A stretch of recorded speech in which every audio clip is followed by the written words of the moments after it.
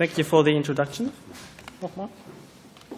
And I would like to thank the organizers for having me here for speaking about staging renal cancer. So, if a physician encounters a solid renal mass, in 80–90% it's going to be renal cell cancer. The next talk is about the other 10 to 20%, how you can identify them and spare them from surgery. The other ones would have to be treated because RCC has got the highest mortality of genitourinary tumors. Usually the patients are male, older than 50 years old, usually sporadic, but there might also be a genetic fixation like von Hippel-Lindau or tuberous sclerosis. And the long time classical presentation has been hematuria. But nowadays, because this is usually an advanced RCC, we don't see this anymore because most of the RCCs are discovered incidentally. So the primary workup of RCC is of growing interest because we have changing therapy paradigms.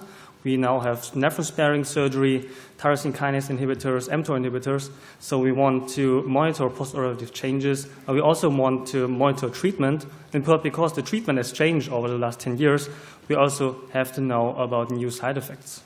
So the learning objectives of my talk are to discuss the optimal imaging protocol for diagnosis and staging of renal cell cancer.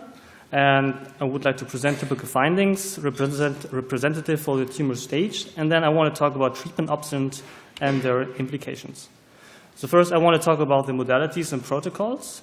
And most commonly, RCC will be discovered on ultrasound. So usually you will find a solid or cystic mass, hypo to hyperechogenic, just depending on their size. The bigger they get, there might be also necrosis. They may also contain calcification.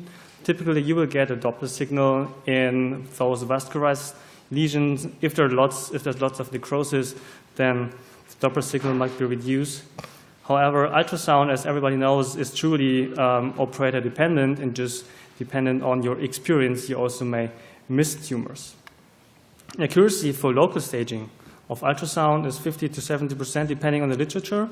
Especially evaluation of retroperitoneal tumor spread can be difficult.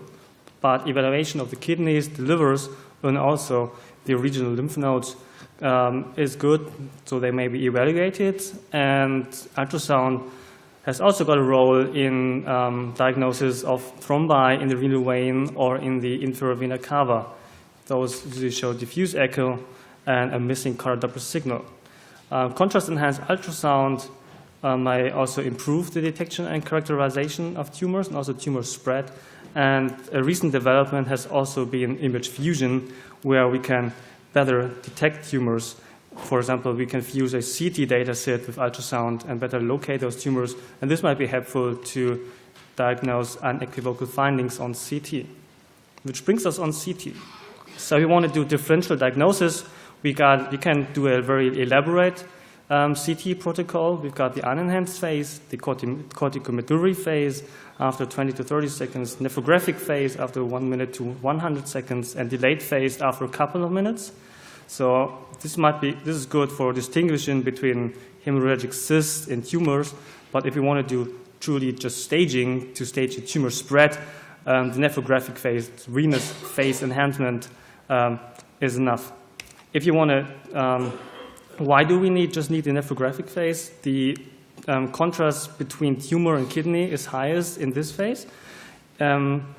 Independent if you got clear cell carcinoma or papillary carcinoma, clear cell carcinoma usually show hypervascularization in the corticomedullary phase, whereas papillary tumors are hypovascular in the early phases. But we can nicely distinguish them in the nephrographic phase. If you want to distinguish between enhancing tumor regions and unenhancing tumor regions, dual energy might also be worthwhile because you can save radiation, because you can calculate a virtual unenhanced image. And this reduces the dose of your examination of a virtual dual phase CT against a truly dual CT by 50%.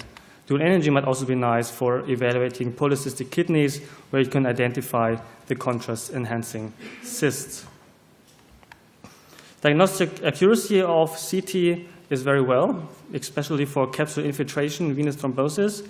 Literature is not sure about the accuracy for nodal disease because there might be micrometastases in small lymph nodes, so you cannot really diagnose them on CT, on plain CT. The diagnostic accuracy is very good for distant metastasis, and it's also quite good for the correct grouping, stage grouping. So that CT, whole body CT, is the mainstay if you want to diagnose, if you want to stage RCC. So typically we would acquire a thorax and abdomen in a delayed venous phase. So this is we will talk about this case later.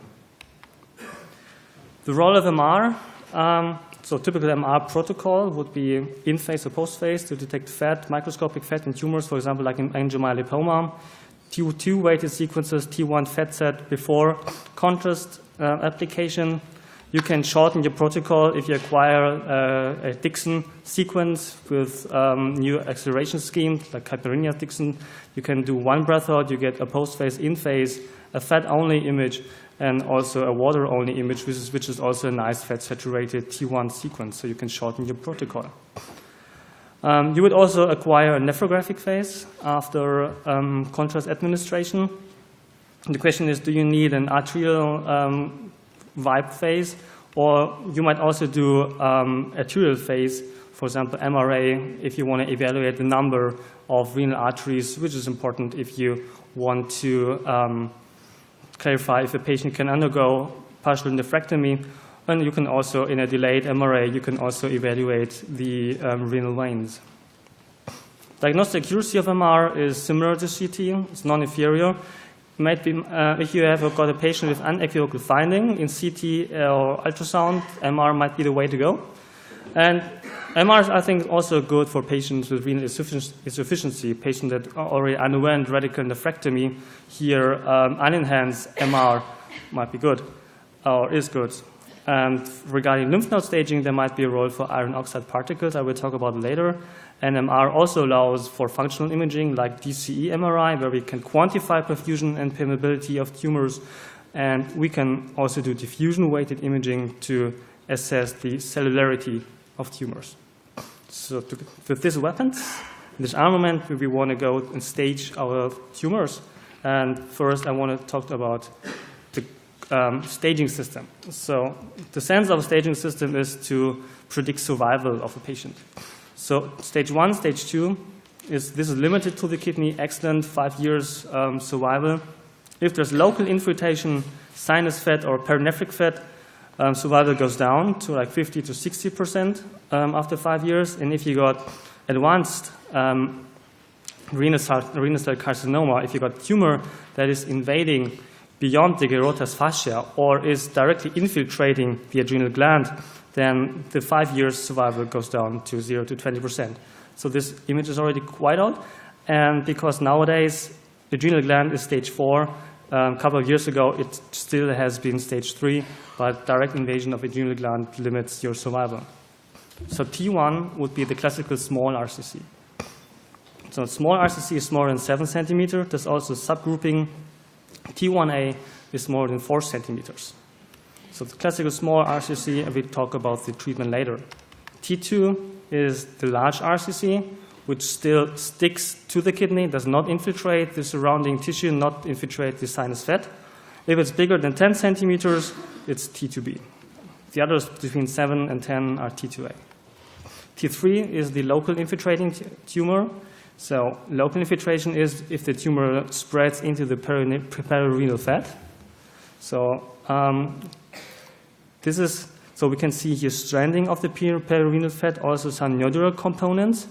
And sometimes it's not so easy to distinguish just between reactive changes. So this is usually more linear stranding.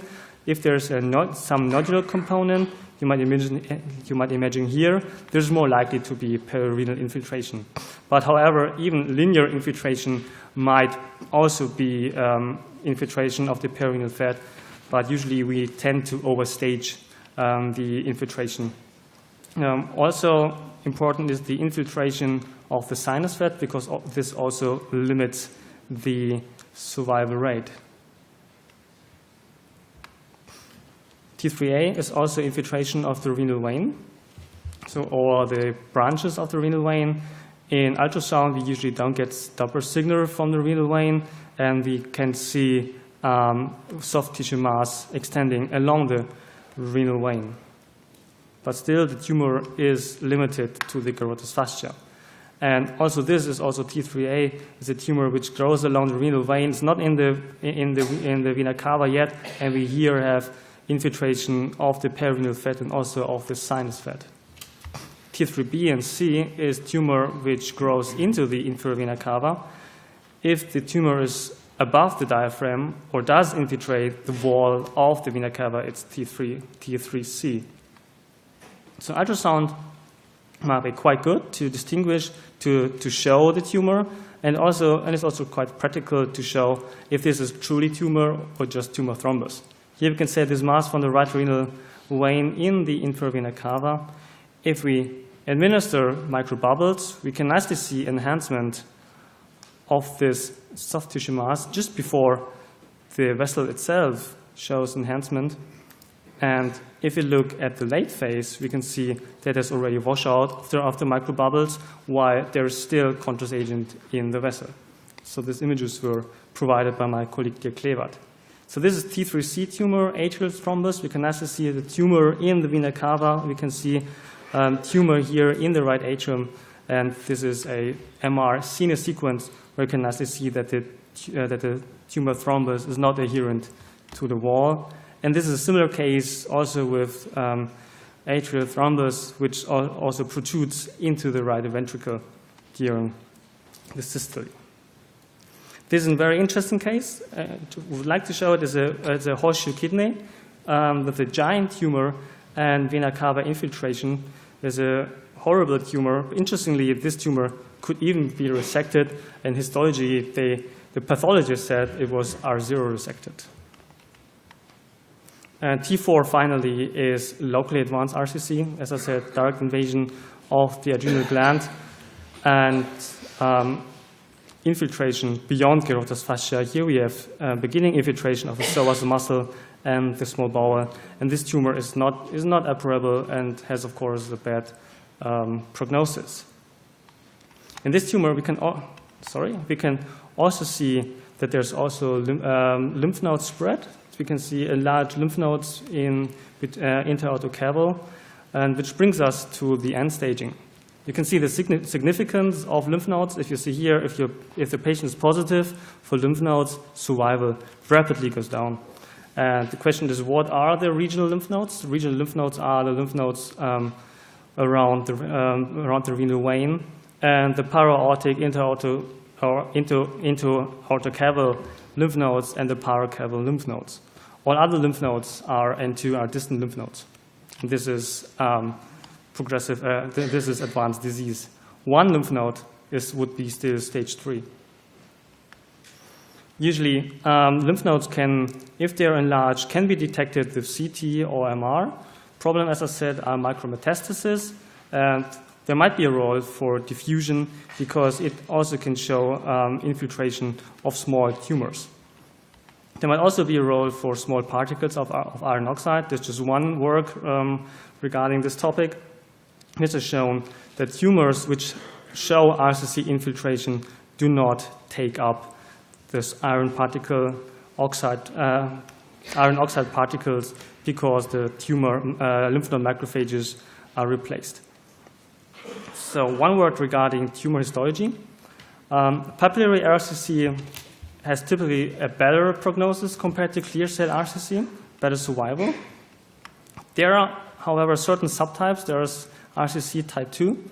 These tumors usually look a little bit different. They tend to be larger, and they have irregular margins, and they have a bad prognosis and tend to recur. So if you got a patient who has papillary RCC type 2, you would rather do a rather closer follow-up. Also, there might be hereditary multiple papillary RCC. So if you got papillary RCC, you should closely look at the kidney because there might be a second tumor or in the same kidney or contralateral tumor as well. And if papillary tumor metastasize, then this is usually a bad case because the survival of papillary RCC with metastasis is worse than with the clear cell variant, as we can see here in this patient with in a 3-month control. And the problem is that anti-angiogenic therapy usually doesn't work. So this image brings us to M, metastasis. Common sites of RCC metastasis are the lung, bone, lymph node, liver. Brain is not so often, about 8%, so that a brain scan is usually not regularly acquired. Typical localization of metastasis are shown here. As I said, lung, lymph node, bone. Here's some brain metastasis. Metastasis of RCC are usually hypervascular. But RCC is one of the tumors who tend to go everywhere. Yeah? So if they start spreading, you should really closely look everywhere. So this is a patient with RCC metastasis in the parotid gland, metastasis in the hypopharynx. Muscular metastases are quite often, so you should really look at the musculoskeletal system. And also not so rare are tumors, metastases in the pancreas. So while these are hypovascular, this is hypovascular because it also has been already treated with anti-angiogenic therapy. So this brings us to therapy options and implications. First, I want to talk about nephrectomy and its alternatives, and then about anti-angiogenic therapy. So a long time, radical nephrectomy has been the only treatment of choice. And this is, I haven't done it myself, but it's a rather easy surgery, low complication rate. You just take out the whole kidney, low recurrence rate, of course. But however, the GVAR is reduced by 50%, and this is one of the factors which shortens the survival compared to partial nephrectomy. So that partial nephrectomy, nephron-sparing nephrectomy, has been established over the last years. So the tumor is resected, and then after this, the kidney is clamped for like 10 to 30 minutes, and a patch is inserted in the surgery defect. So you might discuss, so we had this tumor before. Would you do a partial nephrectomy on this? This one is quite short, a small, exophytic, no relation to the sinus system, to the sinus. Let's see. What about this one? This one is strange, looks like a snowball. It might be 2 tumors or just one. So we can see infiltration of the upper calyx group. Would you perform partial nephrectomy on this? Probably not. You can actually quantify the complexity of a renal tumor by using nephrometry scores. So there are a couple of scores. There's the Padua score, which is named after the city of Padua, and the renal score, which is an acronym for radius, the growth, the relation to the renal sinus, the localization of the tumors. They're principally quite similar, and the more points you accumulate, the more complex the tumor is. There's another score, or another index, the C-index, which is based on the findings of Pythagoras, which defines the centrality of the tumor. And the more central the tumor is, the more complicated the tumor is. So I would just like to demonstrate how to use this, because you don't have it in your head, but I think you don't have also to provide the urologist with the nephrometry score, but if you know what plays a role in the nephrometry, you can make your reports better. And this is what the urologist wants to know. So about this small tumor, so there's actually a website where you can click on it. So radius, smaller than 4 centimeters, exophytic, has got no relation to the sinus.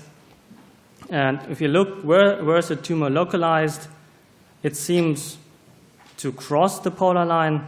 So when we click here, so this is not, so if you click here, we then get our score, 5 points. So this is not very complex tumor. Regarding the other one, this one was 7.2 centimeters.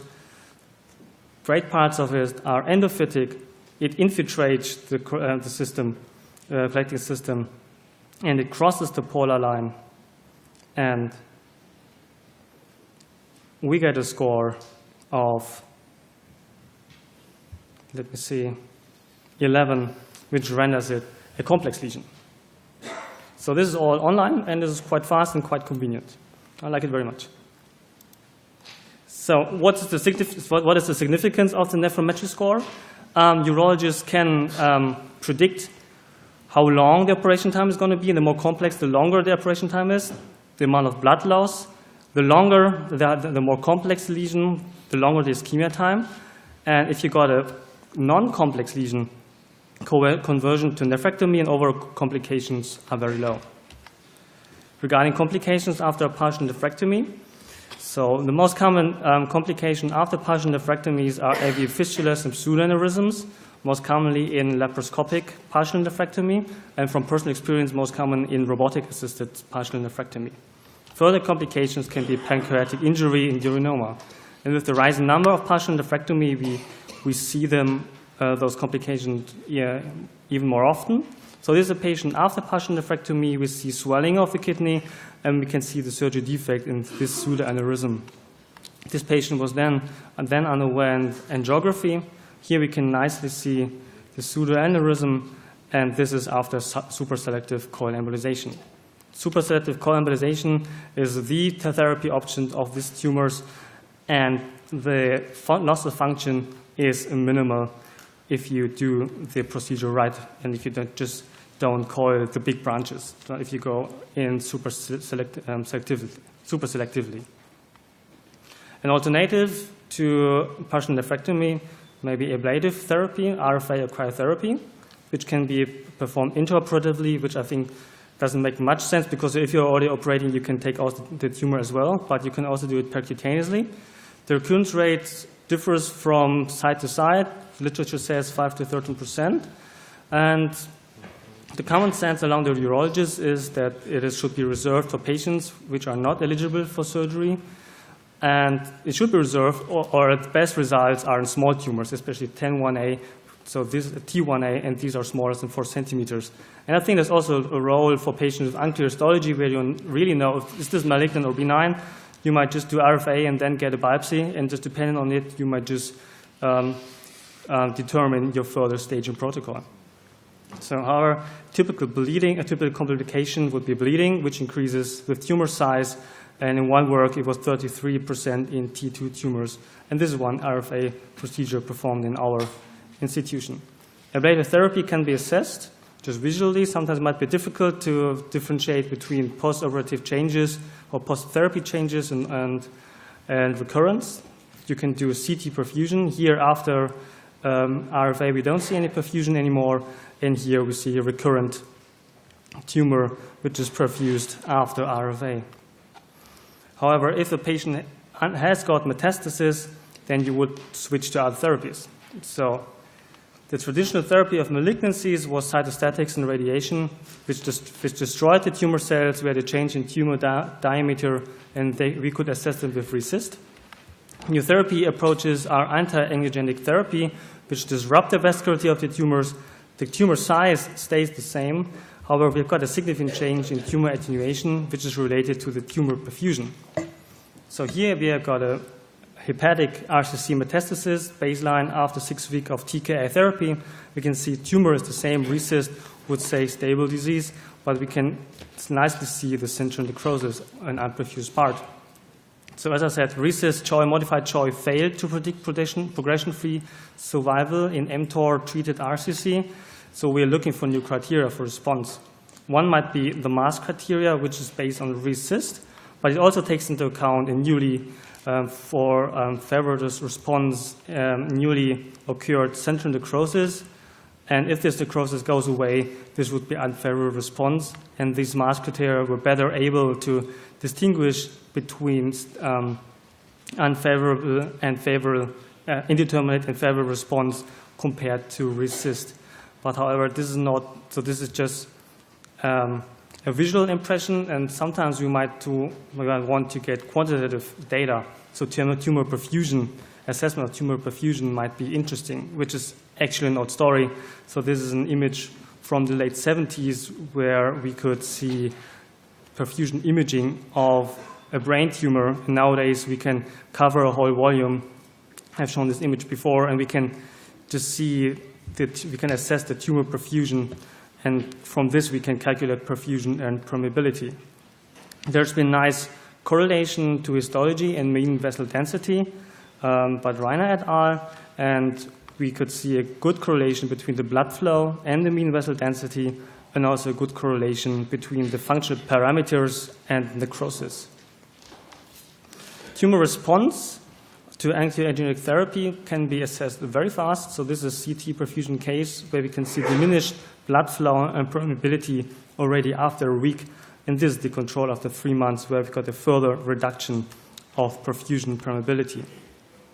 And DC MRI shows almost the same. Here, tumor RCC metastasis in the pelvis, which is a little bit smaller after 3 months. In DC MRI, we see a significantly reduced plasma flow compared to the baseline. Diffusion-weighted imaging might be similar or show similar results. We got increasing necrosis and decreasing cell density and rising ADC after anti-angiogenic therapy. Early changes can be seen in diffusion-weighted imaging already after 3 days. However, one must be careful because this can also be related to cell swelling, and the early changes after 3 days did not correlate with the outcome. Early changes can also be seen in DC MRI.